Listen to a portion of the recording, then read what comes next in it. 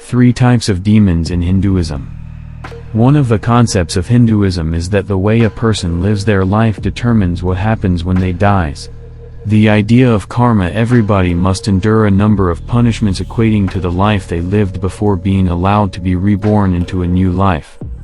However, should your life have been suitably horrid and your existence on this planet beyond redemption, then an eternity of loneliness was prescribed. They are forced to wander cold, lonely, and alone in the gray spirit worlds, unable to atone for their sins. These sad figures would often become angry, impish spirits, which would be comparable to demons in other faiths. Interestingly, I also find that when it comes to Hindu demonology, there is a far greater story behind the different characters one encounters. A deep and rich story, interwoven across different deities and storylines. With that in mind, let's look at some of the different types of demons in Hinduism. Dakini. When it comes to the different types of demons, you would be hard-pressed to find one with a more confusing identity than Dakini. Depending on which scriptures you read, she is regarded as one of two things. In some Hindu texts, Dakini is a demon, or rather, a race of female demons who devour human flesh and feast on their vital essence. However, other texts of the same belief system state that Dakini is a goddess. In fact, they claim that she is one of the goddesses of the 6 chakras. You couldn't ask for a more confusing backstory if you tried to follow the flesh-eating demon part, because, you know, chakras and fluffy bunnies just don't fit the tone of this article. Dakinis are ferocious meat eaters. They were captured and promised freedom if they stopped eating meat.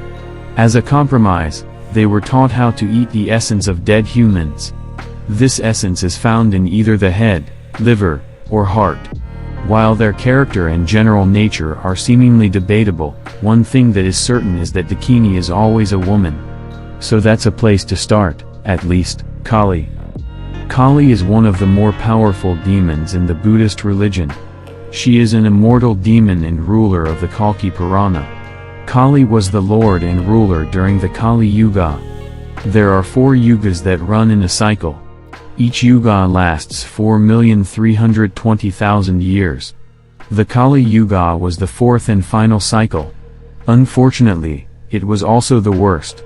In an attempt to destroy the world, Kali corrupted the world.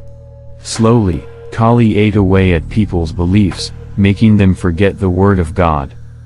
The more common texts of Kali describe him as being a massive creature, with soot-colored skin and the foulest stench that permanently emanated from his being. Kali is often depicted with a dog-like face, large fangs, and wild, bushy, green hair.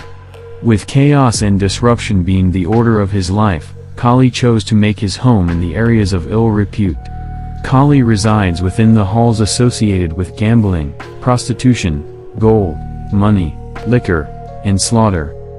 The full story of Kali and the other types of demons associated with Hindu mythology and cosmology is deep-seated within the foundations of the religion.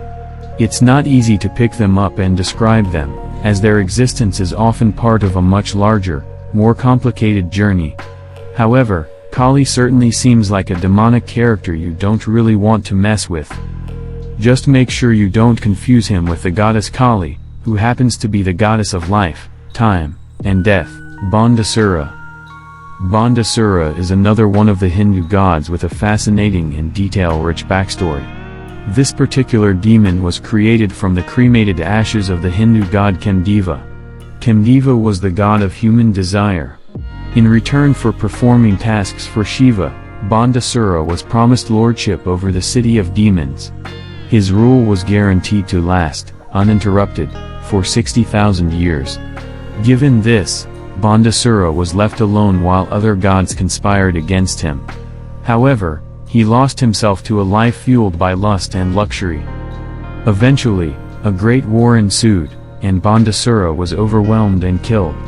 From his ashes, the god Kamdeva was recreated once more, and things were restored to their previous balance.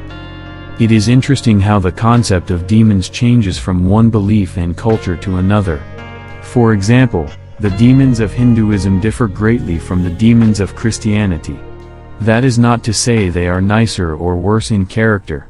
Rather, they have become so different as to no longer be comparable.